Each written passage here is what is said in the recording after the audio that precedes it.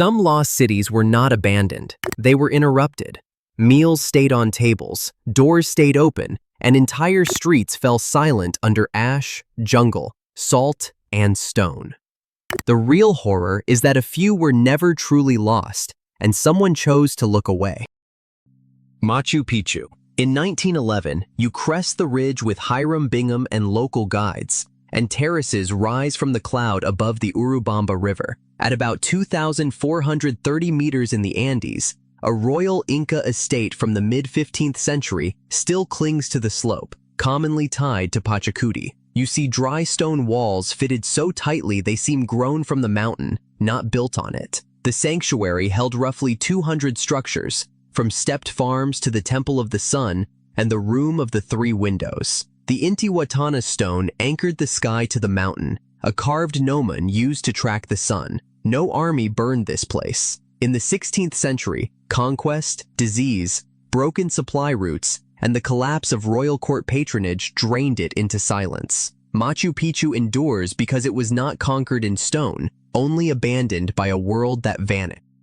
Petra. You step into the Seek, and the canyon pinches the sky to a white crack. Hooves would have snapped against these walls. Then the rock opens, and scale arrives first. Al-Khazne, the treasury, a 39-meter facade carved straight into the cliff of southern Jordan. Petra was the Nabatean capital at its height from the 1st century BCE to the 1st century CE, a desert power turning caravan wealth into cut tombs, water channels, and the Great Temple. Rome changed the story. In 106 CE, the Nabatean kingdom was absorbed, and the roots that fed Petra began to lose their force. Centuries later, in 1812, Johann Ludwig Burckhardt entered in disguise and pushed the lost capital back into history. Most of Petra is still unexcavated.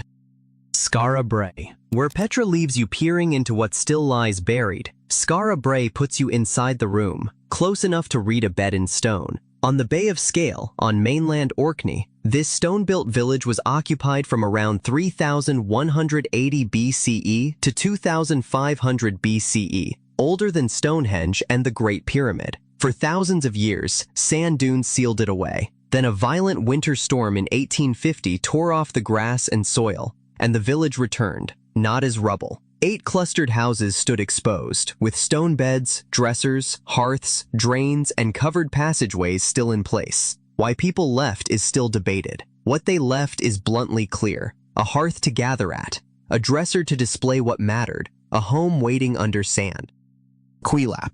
Kuelap rises from the mist like a stone horizon, high in the Amazonas region of northern Peru, around 3,000 meters above sea level. From the 6th to the 16th century of the Common Era, the Chachapoya built this 600-meter citadel along a cloud forest ridge. Its limestone walls climb up to 20 meters, and its narrow entrances make you pass in single file before the interior opens into hundreds of structures. You find circular stone houses, not Inca rectangles, a built signature of Chachapoya life, held inside walls designed to control every approach. By the late 15th century, Inca conquest broke that world. After Spanish contact in the 1530s, epidemics and colonial upheaval emptied the ridge. In 2022, rain brought part of the perimeter down. The mountain kept Kuelap hidden, then proved it could still fall.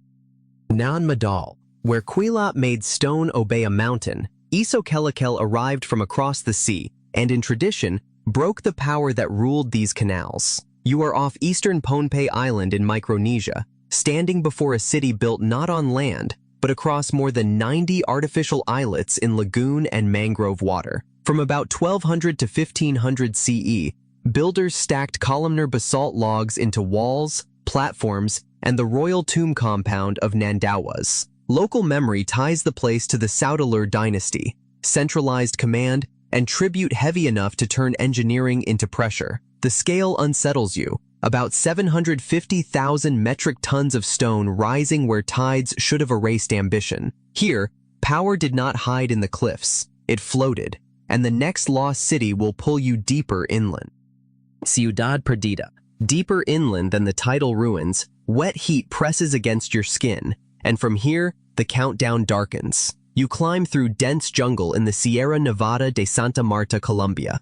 toward a pre-Columbian city built by the Tairona people around 800 CE, centuries before Machu Picchu. What survives is not a single postcard monument, but a mountain system of stone terraces, moss-covered staircases, and circular platforms stacked into the slope. You would hear water, insects, and your own breath before you understood the scale, because the city hides by becoming part of the terrain. Outsiders rediscovered it in the 1970s, pulling a buried urban world back into view. Its power is patience carved in stone, and next, abandonment will stop hiding in the forest and stand in the open.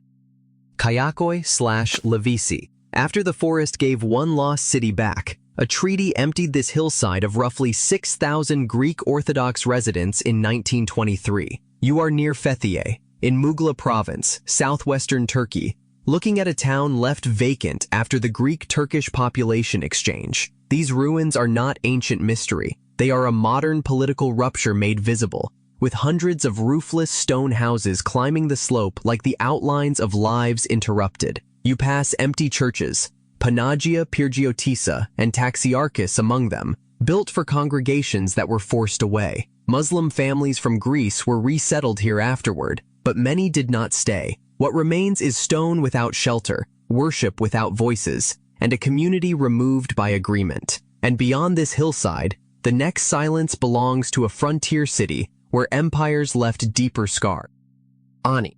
Red and black tuff blocks catch the light as you walk Ani's walls, with a broken cathedral ahead and a ravine dropping beside you. This was no border ruin at first. In the 10th and 11th centuries, Ani was the Armenian Bagratid capital, a Silk Road city so crowded with sacred buildings that medieval writers called it the city of 1,001 churches. Archaeologists have found more than 40 churches, chapels, and mausoleums, which makes the legend feel less like fantasy than compression. In 1064, the Seljuks captured it. In 1236, Mongol pressure hit hard. In 1319, an earthquake broke what armies had spared, while Silk Road trade moved elsewhere. Today you stand by St. Gregory of Tigran Honens, inside modern Turkey, where genocide, border closure, and political erasure keep Ani stranded in plain sight.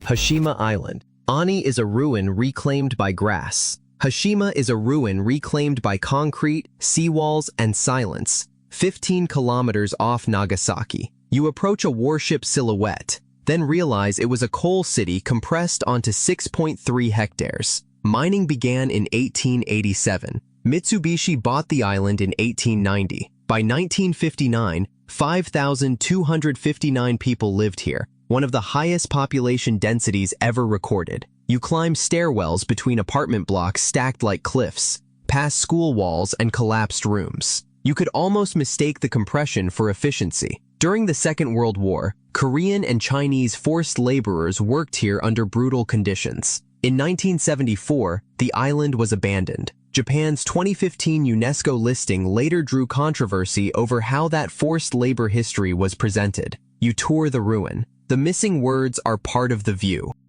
Pompeii. You enter Pompeii by its graffiti, scratched insults, campaign slogans, stray desire, all still talking from the walls. Around you is a Roman city on the Bay of Naples, busy with bakeries, ovens, painted villas, and streets built with stepping stones for flooded crossings. In 79 CE, Vesuvius buried perhaps 20,000 people in stages. Pumice first, then pyroclastic surges that sealed rooms, courtyards, and breath itself in ash. The amphitheater dated to around 70 BCE, the oldest surviving stone amphitheater in the Roman world, so this city was already an antique when the mountain closed over it. Later, plaster poured into hardened ash found the hollows of bodies, a chest bent mid-breath, a hand still reaching. Excavations began in 1748 under Charles III. Pompeii kept its street noise in stone.